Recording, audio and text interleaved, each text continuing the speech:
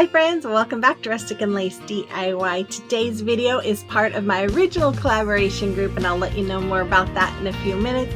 But if you're new here, welcome. My name is Brenda. This is my Oliver and we are so glad you joined us. And if you are returning, welcome back. You know we love you. So with all that being said, let's get to crafting. Okay, here's DIY number 1. So for this DIY, I'm going to use this decoupage paper that I got from decoupagenapkin.com. I just thought it was beautiful. And then I got this picture frame from a local thrift store. It was $3.98. And I got that like a year ago. And then I'm going to use my Waverly chalk paint in the color Mineral and my Rustoleum chalk paint in the color Linen White. So I'm going to start off by removing that hanger. I'm just using my needle nose pliers to pull it up. It came up really easily. Then I'm taking a box cutter to tear off the paper that was glued on the back. And then I'm going to remove those little pegs that hold the back together. I was trying to bend them upward, but they just started coming out. So I just went ahead and ended up pulling them all out. And then I replaced them at the end.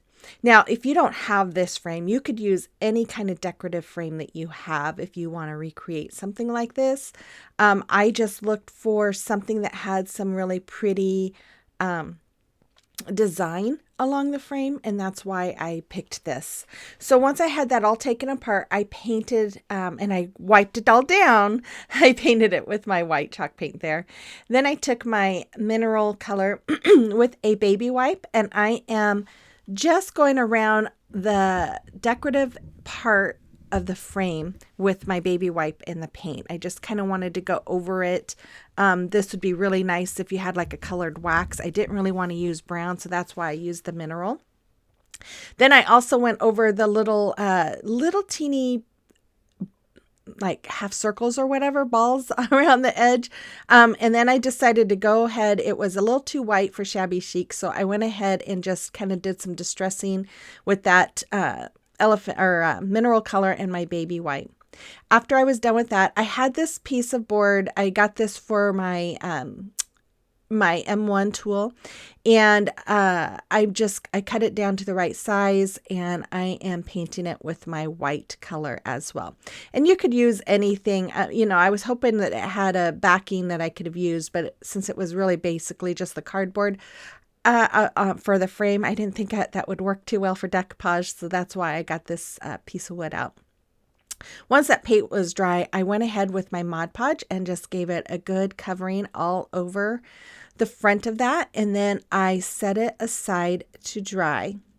Once it was dry, I took my paper here and I laid it out the way I wanted it, and then I'm going to take my parchment paper and lay it on top, and then I'm taking my little heat press that I have here and just going over that parchment paper. That just resets the Mod Podge so that it sticks to the paper, sticks to the board. Then I just went around and trimmed off all the excess there, which was killing me because that was just such pretty paper. I didn't want to cut it off. But anyways, after that, I took some more Mod Podge and just went over the top. Now, normally if it bubbled up, you would, after it dried, use that parchment paper and a heat gun again, but this didn't bubble up at all. I loved the way it went. It was so easy. And then as you see there, I just sanded off the edges, and then I am just placing my picture, my frame and my picture back in to the frame here. And then I'm going to add that cardboard that was with it. And then here I'm just replacing those little pegs, if you will, and getting them all back into place. And I think there was only one that didn't go in very easily, but they all went in really easily. So then I took these German Status, I think you call them. I got them from Dollar Tree. They were in my stash. And then these little mini roses I just recently got from Hobby Lobby when they were on sale. I need to go get some more of them when they go on sale because I've used them all. But I'm just going to use some of these little beads, Garland that I got from Hobby Lobby a year and a half or so ago. I hot glued it to the top part of my frame, and then I'm hot gluing these roses in place. And then I decided to take some more of those beads, and did I say this? I got them from Hobby Lobby, and I painted them with that metallic amethyst color. I love this paint. It is so beautiful.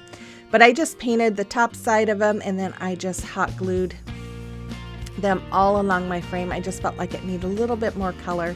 And that's all there was for this. It's super easy. I just think it turned out so beautiful. And you'll have to let me know what you think about this one.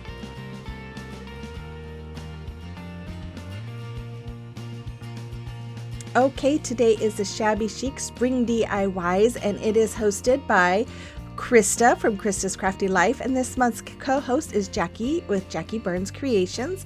And like I said, this is my original collaboration group, so every month on the 20th we get together and we have a special collaboration, so make sure you check them out, and I will have links to all of them in the description box below.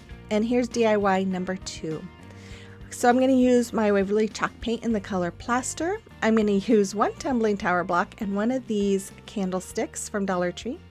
I'm going to use one of these little frames. I got these like a year or two ago from Hobby Lobby, and then one of these little signs from Dollar Tree. And then this page that comes from this paper pack, I also got this from Hobby Lobby a year, maybe 2 years ago. I'm going to start off by taking one of those little frames that I wanted to use, and I'm just tracing out the portion of the paper that I wanted, and then I cut it out. Then I'm taking some spackling here, and I removed that hanger from the sign, and I'm just covering the holes with the spackling. Then I painted it with my plaster color. And once it was all done, I took some more of that metallic amethyst color, and I'm just going over that little frame. And then I took my glue stick here, and I'm putting it all around the back part of my paper that I cut out, and I'm going to put it right inside the middle part of this plaque. And then after that, I'm going to take the picture frame here, and I'm going to hot glue it right over the front of that, just like you see. I love the way this came out. Of course, purple is my favorite color, so almost anything with purple I love. Then I also had painted my candlestick when I painted that plaque with the plaster, and then I just went over with my sander there and just sanded some different areas to give it that weathered look. And then I'm using my E6000 and some hot glue here. I painted that tumbling tower block as well, and I'm just adding that tumbling tower block to the back of the candlestick, and then I'm adding some E6000 little hot glue, and I'm going to add that plaque right to that tumbling tower block, just like you see. And see, there is a gap between the front and that candlestick, but that's okay because I'm going to cover it up with some ribbon. So then I took some more of that mineral color, and I'm just going around and distressing all around the edges with a baby wipe. And then I decided I wanted some marks in the middle of that plaque, so I just did a few little marks here and there just to kind of give it that rustic look, because Shabby Chic is pretty and rustic basically. So here I just added some hot glue inside and around the rim of that candlestick and added those roses, 3 more of those little roses there. And then I am taking some lace here. This lace I got a year and a half ago at Hobby Lobby, but you could use any lace that you have if you want to recreate something like this. And I'm just tying a knot in it. And then I'm going to use another lace that I got around the same time. I got this lace not this last Christmas, but the Christmas before. I was making a lacy Christmas tree, so I got a whole bunch of lace from Hobby Lobby, and I still have all this lace, but I love it because it's beautiful and it works out perfect for projects like this. So then I just took that other piece of lace and I did the same thing, just wrapped it around, tied it in a knot, and dovetailed the ends too. And I just wanted this to just have that lacy, frilly feel to it. Now I know I did something similar to this a month or so ago. I think it was for Valentine's Day. So it's kind of got that same feel. And then I took some more of these beads, beaded pearls. I don't know what you call them. But anyways, I'm just hot gluing them all around that plaque. I just felt like it needed a little something more. So I'm just adding that all the way around with my hot glue. And I think that's all there was for this one. I don't think I do anything else to it. And here is the review. There it is. I love the way this came out too. I'm probably going to put this in my bathroom because all of the stuff around my bathtub is purple, so this fits perfectly. You have to let me know what you think about this one as well. Okay, I'd like to take this moment to thank all of my subscribers. You guys, I just love you all so much, and I'm thankful for you. And if you haven't subscribed yet, make sure you hit that red button before you go and become part of our family. And then if you guys would like to support my channel, you can do so by giving me that thumbs up, commenting, watching those ads, and then you can always buy me a coffee to help with my supplies. And if you'd like to follow me on social media, you can find the links to all of those as well as my Buy Me a Coffee account in the description box below. And here's DIY number 3. So I'm going to take 4 of these cathedral window frames that I got from Dollar Tree recently, and then this piece of wood that we had, and my Rustoleum linen white chalk paint. So I'm starting off by removing the sticker on the back here, you guys, and I had to leave this in because I had to show you. This is the story of my life with my Goo Gone. I don't know how many times this happens, but I thought, okay, that's really sticky, so I'm going to pour a little Goo Gone over, trying to get it all off, and there I go. This happens every single time I use it. Oh my goodness. I'm going to have to find a different Goo Gone that has a different bottle because I'm forever spilling it. Anyways, after I had that all cleaned up, I used my heat gun here and my Cricut spatula to remove the signs that are on the front. And then I'm removing the back part that broke that's glued on. I end up using my little paint scraper here and my heat gun to remove all that excess glue and stuff. And then I just sand it all. And I did that with every single one of those. It did take a little time, I'm not going to lie. And then I took the hangers off of each and covered the holes with the spackling because we're not going to need those holes.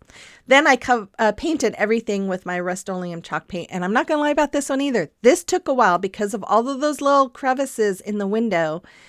It takes a while. And it probably took me a couple hours because I painted front and back and was just trying to get it to where I could paint inside the middle of those holes and not have drips of paint everywhere. But anyways, once it was dry, I did the same thing with the mineral, the chalk paint and baby wipe, and I'm just distressing all over. Now, if you don't like distressing and you want to create something like this, you can definitely leave this part out. But I just love that rustic look. And Shabby Chic has a lot of rustic qualities to it. So once I was done with all those, I took one of these little molds I got from Amazon recently, and I'm taking my hot glue and I am just filling in the one cutout that I wanted to use, and I'm just filling it all in with my hot glue, and then I just let it set aside for about 5 minutes or so to cool off before I try taking it off. And then I did one of the smaller ones too, so I actually ended up doing 4 of each of those. And while I was waiting for them to cool, I took my wood glue and some hot glue, and I'm going to put it along each of the edges of this wood piece that we had. Now, if you don't have one of these, that's okay. You can use anything that fits those frames for what I'm going to do because I'm making a lantern. So then I'm just going to add my first piece here. Now, my husband did have to trim that wood piece down a little bit, and we thought he had it trimmed perfectly to where I could butt the ends up to like behind that window, but on one of them it wasn't that way. So and that was just because of the way that wood was cut, but it still looks great. You can't really tell. You'll see I kind of cover it up later anyway. So I just added some wood glue there to the side of that window frame too, where the other window frame is going to butt up to it, and then I'm just adding my hot glue for the immediate hold. And then I'm just going to add that right up to that one. And I did use a little painter's tape to kind of connect them with the wood glue there until the wood glue had time to set. So here I'm just taking the hot glue molds out of the molds. And then I also had this small one that had like a little rose shape. So I went ahead and added my hot glue into that one too. And I made 4 of those as well. Then I just took this metallic paint here and I just went over it and painted it. I just love this color. It's so pretty. Anyways, once they were all painted and dried, most of them were dried. They were a little damp on the back. But anyways, I just start hot gluing them. Just putting just a small layer of hot glue and putting them onto my lantern. Now, I'm sure if you do something like this with the hot glue and a mold, you don't want to have it anywhere that's going to get really hot. So like I wouldn't want to store this up in my attic because, yeah, it would all melt, I'm sure. It'd be a big mess. So here I am just taking some more of those beads. And I am just going around and hot gluing it all the way around the edge of my window frames where they connect there. And then I will go around the top part of my window frame here too. I just, of course, you know, Shabby Chic has a lot of texture to it, different textures. And so, of course, I wanted to add something more. So that's why I'm adding this to it as well. And I just kind of wanted you to see, I'm not going to show you all of it, but I just wanted you to see exactly how I went around it, and then I went down the other side and just did that on each side. Then I took some floral foam or some styrofoam and hot glued it to the base. Now I should have probably, before I hot glued it, added some of these picks to the sides of it. But I'm taking my Boxwood Greenery. I get this from Walmart. I absolutely love it. It used to be 99 cents or 97 cents, but now it's like $1 or something, $1.25, no, $1.24 or something like that. Everything's going up. But anyways, I'm just going all the way around. And then I added the last 3 of my little purple roses there. So I'm going to get some more and add more purple roses in that. But there it is. I love how this came out. You have to let me know what you think about this one as well.